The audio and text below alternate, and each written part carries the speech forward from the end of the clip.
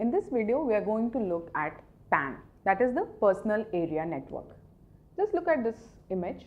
Here we are showing a house, and inside the house there are many devices. You can see a TV, you can see a system, computer system, you have a laptop also, you have tablets, you will have mobiles.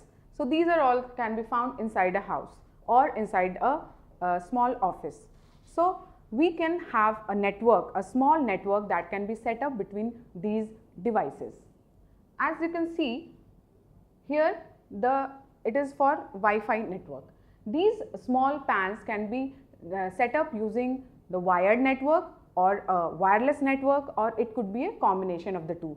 For example, there could be one broadband connection in the house or in a place at the office, and that broadband modem is then giving out a Wi-Fi connection to all the systems, all the laptops, all the tablets, mobiles that are situated around this. So that is how a personal area network is set up. Personal area network is spread over very small distances, typically 10 meters in radius, and they are usually using infrared or microwaves or the wireless connection. So in this video, we have seen how a PAN or a personal area network can be set up. In the next video, we are going to see how we can increase the area of the network a bit and set up a local area network or the LAN.